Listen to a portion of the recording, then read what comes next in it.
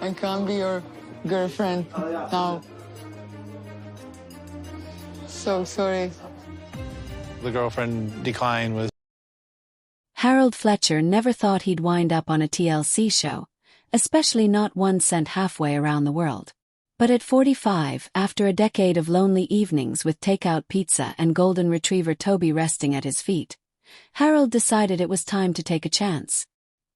He filled out the Match Me Abroad form with trembling fingers, picking Prague on a whim. Something about the Baroque architecture and medieval cobbles called to him. 2 months later, he was in Chicago's O'Hare Airport, boarding Flight 178 to Václav Havel Airport. He'd practiced saying a simple Czech phrase, Rád vás poznávám, nice to meet you, over and over. He wore his best navy blazer, olive chinos and loafers, maybe too polished for his laid-back lifestyle, but perfect for a first impression. He tucked a surprise inside his carry-on, a leather-bound scrapbook of prairie sunsets and Toby-in-blanket photos, waiting for someone who might click.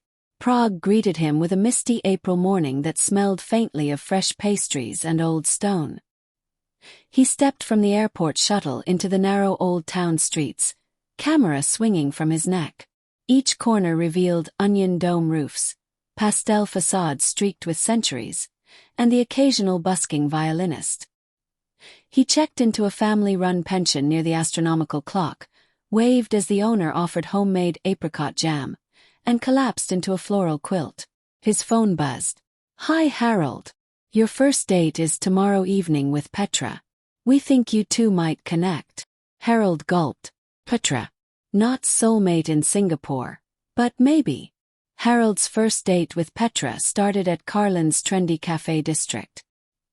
He unlocked the pension's door early, pacing in the foyer.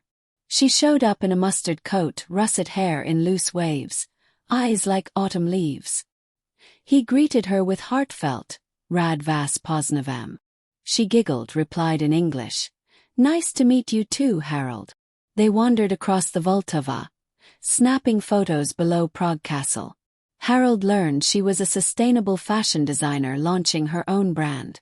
She asked about his work as a freelance graphic designer back in Lincoln, Nebraska.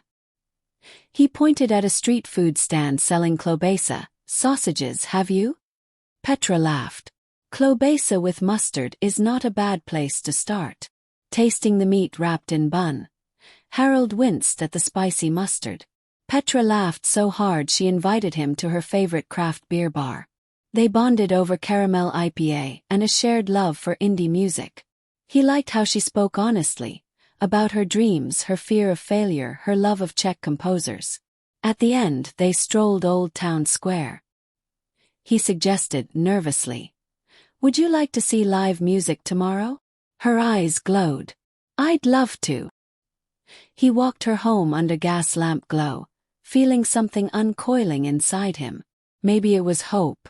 Back at his pension, Harold flipped through his scrapbook photos.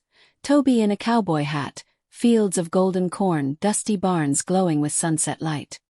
He thought of telling Petra about Toby, that he planned to start adopting again someday. Maybe he could show her when she visited Nebraska.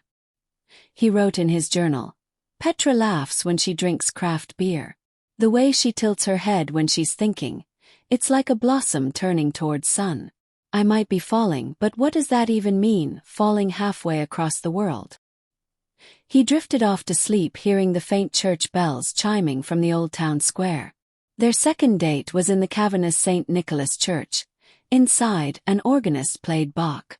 Harold watched Petra's profile, golden-tipped hair bright in candlelight. During an outdoor concert in Lesser-Town Castle Gardens, lanterns flickered as they shared a port. Petra confided that growing up in Prague, she'd always loved fairy tales.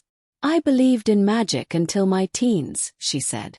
Then I thought it was hogwash. Harold smiled, squeezed her hand. I put magic in my scrapbook. She nudged him. You're corny. He laughed. But later, drinking absinthe at a speakeasy, they swapped childhood stories.